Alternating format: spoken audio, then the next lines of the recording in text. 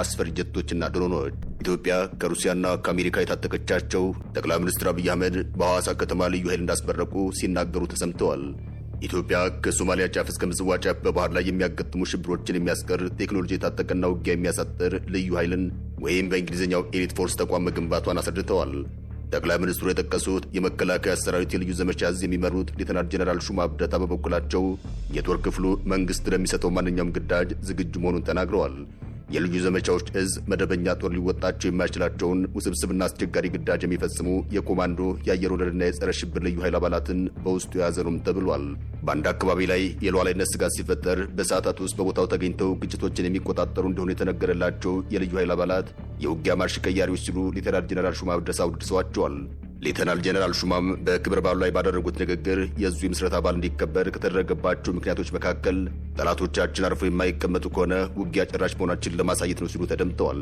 የልዩ ዘመቻዎች እዝ ከቀድሞ የበለጠ የተደራጀና የሰለጠነ መሆኑን የገለጹት ሌተናል ጀነራል ሹማ አብደታም በባህርም በየብስም በየትኛውም የአየር ጸባይና የመሬት ገጽ የውጊያ ሁኔታ መቀየር የሚችል መሆናቸውን አስታውቀዋል። በተጨማሪም የተለያዩ ዘመናዊ ሚሳይሎችና በሌዘር የሚሰሩ ቦምቦችን መሸከም እንዲችል ተደርጎ የተገነባም ነው። የድሮኑ ቴክኖሎጂም በጠላት ራዳርና የኤሌክትሮኒክስ መገናኛ መጨናነቅ በቀላሉ የማይበገር በመሆኑ ለዘመናዊ ውጊያ እጅግ ተመራጭ አድርገዋል። የኢትዮጵያ አየር ኃይል ከዚህ ቀደም የቱርክን፣ ኢራንና የቻይናን ዘመናዊ ድሮኖች መታጠቁ ይታወሳል። አሁን ላይ የሩሲያው ኦሪዮን ኢ ሲጨመር የአገሪቱ የሰማይ የበላይነትና የመከላከያ አቅም ወደ ላቀ ደረጃ እንደሚሸጋገር ወታደራዊ ተንታኞች ይናገራሉ። የኢትዮጵያው ጠቅላይ ሚኒስትር አብይ አህመድ ወደ ስልጣን የመጡ ሰሞን በዘመነ ትራምፕ ሲ-130 የተባለውን የጦር መጓጓዣ አውሮፕላን ለኢትዮጵያ መከላከያ ኃይል በስጦታ መልክ መረከባቸው ይታወሳል። በአሜሪካው የመከላከያ መስሪያ ቤት ፔንታጎን ከ60 ዓመታት በላይ ተመራጭ እንደሆነ የሚነገርለት ሲ-130 ሄርኩለስ ተብሎ የሚጠራው በሎክሂድ ማርቲን ግዙፍ ኩባንያ የሚመረተው ይህ የጦር አውሮፕላን በዋነኝነት በጦር ግንባሮች የመሳሪያ ስንቅና መድኃኒትን ለማቀበል የቆሰሉ ወይም ጉዳት የደረሰባቸውን ወታደሮች ለማንሳትና ለማንኛውም አስቸኳይ አደጋዎች በማንኛውም የጦርነት አደጋ ቀጠና ውስጥ ልዩ እገዛ መስጠት ይታወቃል። አስፈላጊ ሆኖ ሲገኝ በተፈለገባቸው የጦር ቀጠናዎች ላይ ከሰማይ ቦምብ በማዝነብ ድብደባ መፈጸም የሚችልና በአሜሪካም ይሁን በሌሎች ሀገራት ከተመረቱ የጦር አውሮፕላኖች በግንባር ቀደም ተመራጭና የተዋጊ ወታደሮች አለኝታ ተብሎ ሲጠራ ይሰማል። የሰላም ማስከበር ሚናን ለማገዝና በሁለቱ ሀገራት ያለውን ወታደራዊ ትብብርና ግንኙነት ለማጠናከር በሚል እሳቤም የአሜሪካ የመከላከያ መስሪያ ቤት ፔንታጎን ይህን አውሮፕላን ለኢትዮጵያ መከላከያ አስረክቧል። ያ ብቻ ሳይሆን ኢትዮጵያ ከሩሲያም የጦር ጀቶች መረከቧ ይታወቃል። ሩሲያ ሰራሽ ጀቶችን ኢትዮጵያ ስትረከብ የኢትዮጵያ አየር ኃይል ዋና አዛዥ ሌተናል ጀነራል ይልማ መርዳሳ ተቋሙ የተረከባቸውን ዘመናዊ ሱ-30 የጦር ጀቶችን በተመሳሳይ ጊዜ በአየርና በምድር ላይ የጠላት ኢላማዎችን ማውደም የሚችል ነው ሲሉ ተናግረዋል። መንግስታችን ተቋማችንና ህዝባችን ለሚሰጡን ማንኛውም ግዳጅ ዝግጁ መሆናችንን በድጋሚ ላረጋግጥላችሁ እወዳለሁ ሲሉም ሌተናል ጀነራል ሹማ አብደታ ለክብረ በዓሉ ተሳታፊዎች ባሰሙት ንግግር ሲናገሩ ተሰምተዋል። በተለይ የኢትዮጵያ አየር ኃይል እንደ አውሮፓውያን አቆጣጠር በ2030 በአፍሪካ ቀዳሚ አየር ኃይል ለመሆን ራዕይ ሰንቆ ውጤታማ ተግባራትን እያከናወነ መሆኑን የኢትዮጵያ አየር ኃይል ዋና አዛዥ የሆኑት ሌተናል ጀነራል ይልማ መርዳሳ በቅርቡ መግለጻቸው ይታወሳል። ኢትዮጵያ የአሜሪካና የሩሲያ ሰራሽ ጀቶችና ድሮኖች እንዳላትም ተገልጿል። ለአብነት ያክልም ከሩሲያ ስንጀምር ኢትዮጵያ የሩሲያውን ዘመናዊ ኦሪዮን የተሰኘውን ተዋጊ ድሮን በመታጠቅ የመጀመሪያው የውጭ ሀገር ደንበኛ መሆኑ የተገለጸው በያዝነው ወር እንደሆነም ለማወቅ ተችሏል። የኢትዮጵያ አየር ኃይል የሩሲያውን ዘመናዊና የተራቀቀ ኦሪዮን የተሰኘውን የኢላማ ቅኝትና የውጊያ ሰው አልባ አውሮፕላን መታጠቁም ተረጋግጧል። ይህም ኢትዮጵያ የዚህ ቴክኖሎጂ ውጤት የመጀመሪያ የውጭ ሀገር ባለቤት ያደርጋታል።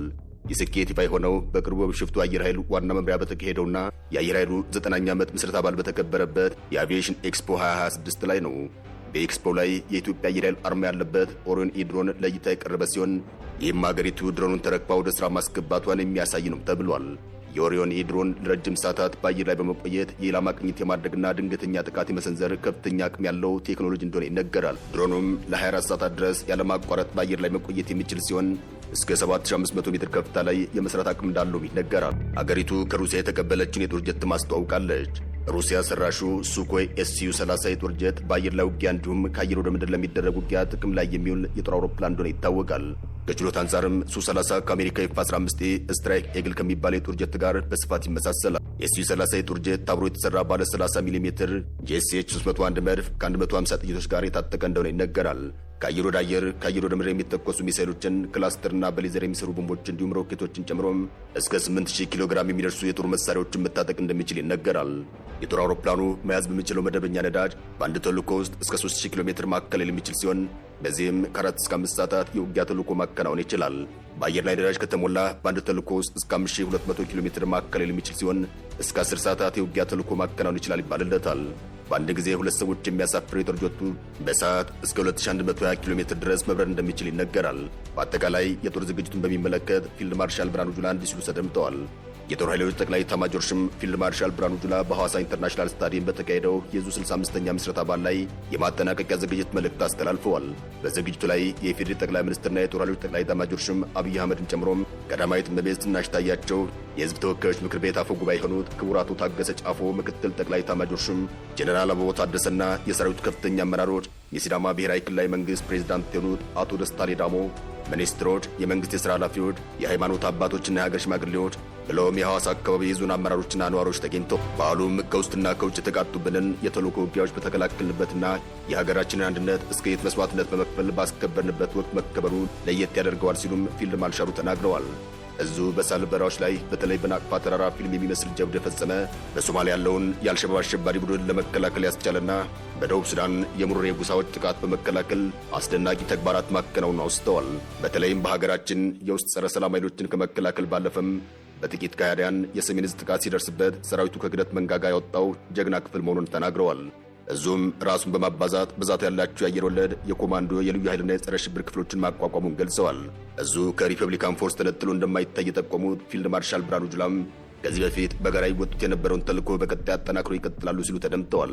የምድር ድሮን የቁርጥ ቀን ልጆች ስብስብ የሆነው እዙም ለኢትዮጵያ ክብርና ሰላም የተከፈሉ ዋጋ በአርበኝነታቸው ጠብቀው እንዲያስቀጥሉ አሳስበዋል። ሰሞኑን ወታደራዊ ዝግጅት መበራከቱን ተከትሎም ኢትዮጵያና ኤርትራ ወዴት እያመሩ ይሆን እያስባለ ይገኛል። በርካቶችም ከጦርነት ሰላም ሺህ ጊዜ ይሻላል፣ ለምን ሰላምን አልመረጥንም እያሉ ይገኛል። እነዚህን የጦር ጀቶች የተቀበሉትም የኢትዮጵያና ኤርትራ ለመግባባት ከቀን ወደ ቀን እየተባባሰ በመጣበት ወቅት እንደነበር እናስታውሳለን። ሀገራቱ ከፕሪቶሪያ የሰላም ስምምነት ወዲህ አለመግባባት በመግባት የቃላት ጦርነት ውስጥ መግባታቸው ይታወሳል። ጠቅላይ ሚኒስትር አብይ አህመድ በባሌም ሆነ በቦሌ ወደብ ማግኘታችን አይቀርም፣ ታፍነን አንቀርም ማለታቸው ይታወሳል። ፊልድ ማርሻሉም ሐዋሳ ከተማ ላይ በባሌም ሆነ በቦሌ ወደብ እናገኛለን ሲሉ ተደምጠዋል። በቅርቡ ጠቅላይ ሚኒስትር አብይ አህመድ ወደብ እናገኛለን አትጠራጠሩ በማለት በሕዝብ ተወካዮች ምክር ቤት መናገራቸውም ይታወሳል። ለዚሁ ለጠቅላይ ሚኒስትሩ ንግግርም የኤርትራ ማስታወቂያ ሚኒስትር የማነ ገብረ መስቀል ምላሽ ሰጥቷል። ጠቅላይ ሚኒስትሩ በሕዝብ ተወካዮች ምክር ቤት ስለ ኤርትራ መንግስት ያደረጉት ንግግር የኢትዮጵያ መንግስት በኤርትራ ላይ ሊከፍት ያቀደውን የጦርነት አጀንዳ ምክንያት ለማድረግ የቀረበ ነው ሲሉ ክሳቸውን አሰምተዋል። የኤርትራ መንግስት ቃል አቀባይ የሆኑት የማነ ገብረ መስቀል በኤክስ ገጻቸው ላይ ባሰፈሩ ጽሑፍ የኢትዮጵያ መንግስት በትግራይ ጦርነት ወቅትና ከጦርነቱ ረጅም ጊዜ በኋላም ለኤርትራ ሰራዊት የክብር ሜዳ ሲሰጥ ነበር ሲሉ ተደምጠዋል። የማነ ይህን ያሉት ጠቅላይ ሚኒስትር አብይ አህመድ ከህዝብ ተወካዮች ምክር ቤት አባላት ለቀረቡላቸው ጥያቄ በሰጡት ማብራሪያም በትግራይ ጦርነት ወቅት የኤርትራ ወታደሮች የጅምላ ግድያ ጨምሮ የተለያዩ ግፎችን ፈጽመዋል በሚል ከወነጀሉ በኋላ ነው። የሁለቱ ሀገራት ግንኙነት የሻከረው መንግስታቸው በቀይ ባህር ላይ የባህር በር የማግኘት ጥያቄ በማንሳቱ እንዳልሆነ ተናግረዋል። ጸቡ የተጀመረው የኤርትራ ወታደሮች በትግራይ ውስጥ ጦር ወንጀል መፈጸማቸውን ማለታቸው ይታወሳል። እነዚህ ሁለት ጎረቤታሞች ሀገራትም ወደ ጦርነት ሊገቡ ይችላል የሚል ስጋት እያየለ መጥቷል። ሰሞንኛ ወታደራዊ ዝግጅትም ለምን ይሆን እያስባለ ይገኛል። ኢትዮጵያ በአየር ኃይል ጥንቅቅ ያለ ዝግጅት አለኝ፣ ጠላትና ፍርድም ያበላለሁ እያለች ይገኛል።